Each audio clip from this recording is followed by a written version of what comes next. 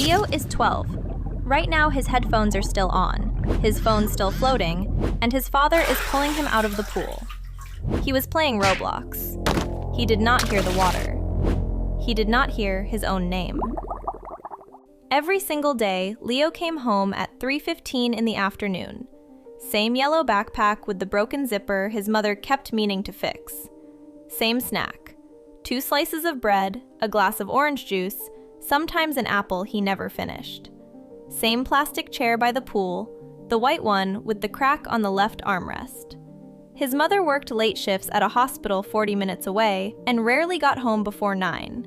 His father traveled for work most weekdays, flying between 3 cities, living out of a carry-on bag. Leo was alone in that house from 3:15 to 9, every weekday, with a pool in the backyard, a phone in his pocket, and a game he loved more than anything else in his short life. The pool was shaped like a long rectangle, shallow on one side, deep on the other. 4 feet of water on the left, 8 feet on the right.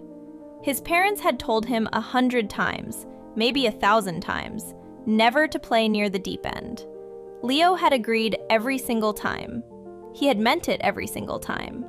But the plastic chair he liked most was placed exactly at the edge of the deep side, because that was the only corner of the backyard where the Wi-Fi signal reached full strength. The router inside the house had been installed in the wrong room, years ago, by a technician who did not think about children or pools. That one small detail, a router placed in the wrong corner of a house, is how this entire story begins. He was playing a Roblox obby that afternoon, a parkour map with floating neon blocks, rising platforms, and music that sped up every time you climbed a level. Leo had beaten that map 62 times in the previous 3 weeks.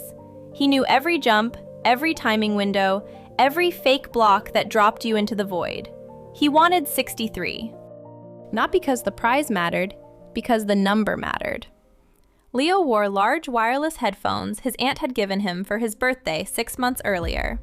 Noise canceling, the expensive kind adults wear on long airplane flights to erase crying babies and engine hum. When Leo pressed the small button on the side of the left cup, the world outside simply disappeared.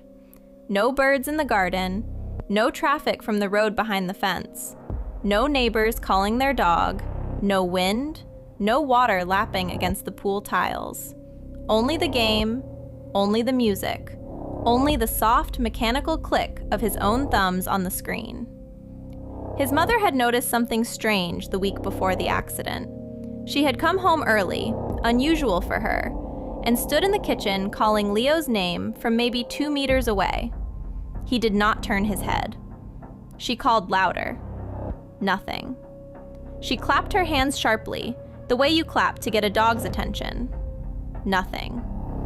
Finally, she walked over and touched his shoulder, and he jumped so violently that his phone almost flew out of his hands, as if she had appeared from another dimension, as if she were a ghost. She laughed about it at the time. She told her husband the same night, over the phone, while he was in a hotel room in another city. She said, half joking, "Our son has gone deaf to us." Her husband laughed too, and said what fathers often say. He is a boy. Boys ignore their mothers. It is biology. They both laughed and moved on to other topics. Bills, the car, his flight schedule, whether to visit her parents that weekend. They should not have moved on. Because in exactly 14 days from that phone conversation, those same headphones would erase the only warning sound that could have saved Leo's life. The small, unremarkable sound of a plastic chair sliding an inch across wet tile. I will show you in a moment what was on Leo's screen in the exact second he went under the water. It was not the game. It was not the obby. It was something else entirely. Something his mother would later sit and stare at for 40 minutes in a hospital waiting room without saying a single word. That afternoon, the tile around the pool was wet. A gardener had come by around 2 o'clock to water the plants along the fence, and water had pooled in small, invisible puddles near Leo's chair. Leo did not notice when he sat down. Why would he? He was 12. He was focused. He was on level 19 and closing in on 63. He was leaning forward, the way kids lean forward when they are close to winning something. Shoulders hunched, elbows on knees, whole body tilted toward the screen and, by accident, toward the deep end of the pool. The chair began to slide. Not fast, not dramatically. Slow, almost gentle, as if something invisible were pushing it from behind. Leo felt the tilt a half second before it became irreversible, and he reached out to grab the armrest. His phone went first, out of his hands, into the air, spinning once. Then his body followed, pulled by its own forward weight. Then the headphones came off his ears mid-fall and dangled from the Bluetooth connection, still playing the obby music at full volume, still connected to a phone now sinking into 8 feet of chlorinated water. He hit the surface at the deepest point. The water closed over his head in less than a second. Here's the part most people in the world do not understand about drowning, and it is important you understand it now. Drowning is silent. There is no splashing, no shouting, no waving of arms above the water. That image comes from movies and cartoons. Real drowning is quiet, almost dignified, vertical, and terrifyingly fast.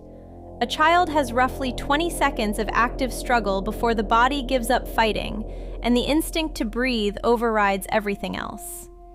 Leo had noise-canceling headphones on when he hit the water. He could not even hear his own panic. Leo's father was not supposed to be home that afternoon. His flight out of the city had been canceled because of a storm somewhere over the Atlantic. A storm he would never see. A storm that saved his son's life. He drove home from the airport in a bad mood, stuck in traffic, planning nothing more complicated than opening a cold beer and collapsing on the couch in front of a football match. He parked in the driveway at exactly 4:02. He walked through the kitchen, dropped his keys in the bowl by the door, called out his son's name. No answer. He assumed headphones. He always assumed headphones. It had become a running joke between him and his wife. In about 90 seconds, I will tell you what his father saw first when he stepped outside onto the patio, and why, for the rest of his life, he will not allow a single screen, a single phone, a single tablet anywhere near that pool, or any pool. What he saw is not what you are imagining right now. He walked toward the back door with his phone in his hand, still scrolling through work emails, not really paying attention to the house. He slid the glass door open. He stepped onto the patio. He saw the white plastic chair, empty, tipped slightly to one side. He saw a phone floating face up on the surface of the pool, screen still bright, still on, still displaying something.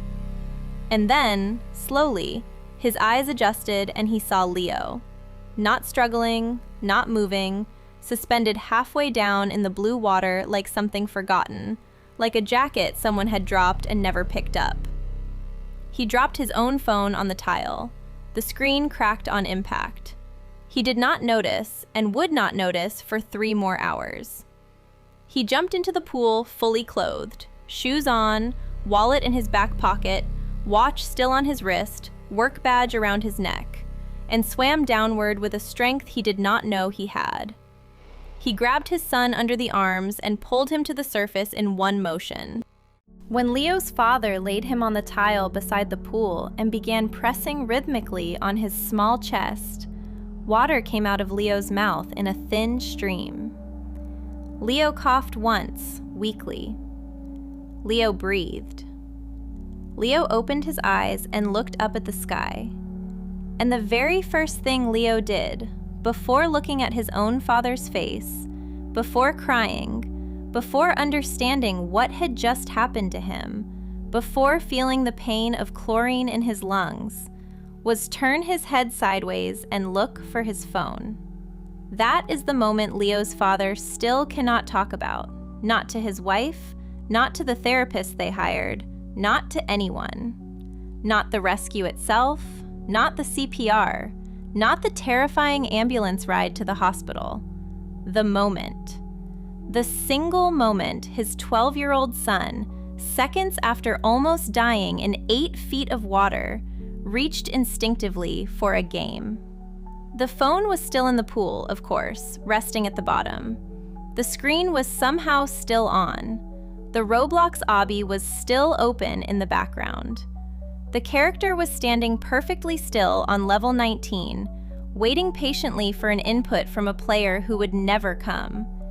And the headphones, somewhere on the pool floor, were still blinking their small blue light, still trying desperately to reconnect to a device they would never reach again. Remember what I promised you at the very beginning of this video? What was on Leo's screen in the exact second he fell into the water? Here it finally is. It was not the obby. The obby had crashed 2 full minutes before the fall because Roblox had pushed a small background update. What was actually on Leo's screen, filling it completely, was a private message from another player. A player Leo had met in a random lobby the week before. A player who had been watching him, quietly, patiently, learning his patterns. A player who somehow knew that Leo played every single afternoon at 3:15, alone, in the same spot, for hours. A player who had written, in that exact second, just 3 words followed by a question mark. Are you alone right now? Leo had been leaning forward to read that message more clearly. That is why the chair slid. That is why his balance was wrong. That is why his center of gravity was over the deep end instead of over the tile. A stranger on the internet did not physically push Leo into the pool. Nobody touched him. Nobody was even in the same country as him. But a stranger made him lean forward at the exact wrong angle, at the exact wrong moment, on the exact wrong surface. And leaning forward was enough. Gravity did the rest. Leo's mother read that message roughly 40 minutes later, in the fluorescent-lit hospital waiting room, on the phone her husband had retrieved from the bottom of the pool using a long-handled net. The phone still worked. Roblox applications are designed to survive things 12-year-olds routinely do to them. She read the 3 words once, then a second time, then a third time. Then she turned the phone face down on the plastic chair beside her and did not touch it or look at it for the rest of the night. Leo is fine now. He is back in school. He swims again, but never with headphones, never alone, and never with any screen anywhere near the water. The white plastic chair was thrown away the same week. The Wi-Fi router was physically moved to the opposite side of the house, on purpose, so that the signal by the pool is weak and unstable and frustrating to use. His parents did not ban Roblox. They did not ban video games. They did not ban the internet. They banned silence. Headphones are simply not allowed anywhere in that house where a child could slip, fall, choke, trip, or be approached by a stranger online. That is the new rule, and it is not negotiable. His mother keeps one small thing on her desk at the hospital where she works. A photograph of Leo at 4 years old, holding a bright yellow rubber duck in that exact same pool, laughing directly at the camera. She says she keeps it there because 4-year-old Leo would never, ever have worn headphones. 4-year-old Leo could hear the world around him perfectly. Birds, wind, his mother's voice from across the yard, the small, everyday sounds that keep children alive. She says that somewhere between age 4 and age 12, her son slowly stopped being able to hear the world, and nobody in the family noticed until the afternoon the water closed silently over his head. So here is the question I want you to sit with tonight, honestly, for just a moment. If your child, or your younger brother, or your nephew, is in the next room right now, wearing headphones, staring at a glowing screen, and you called their name from the doorway, in a normal voice, not shouting, would they turn around and look at you? Or would you have to walk all the way across the room and physically touch their shoulder just to prove that you exist in the same house as them? Tell me the honest answer in the comments. Really tell me. Do not lie. Because Leo's mother used to believe the answer did not matter very much. Until the afternoon, it almost mattered more than anything else in the world. If this story made you stop for even 1 second and check on someone you love, then that is the only reason I told it to you today. Share it quietly with one parent who needs to hear it. Not for me, not for the channel, but for them and for their kid. Stay safe out there. Watch over the small ones in your life, and I will see you in the next one.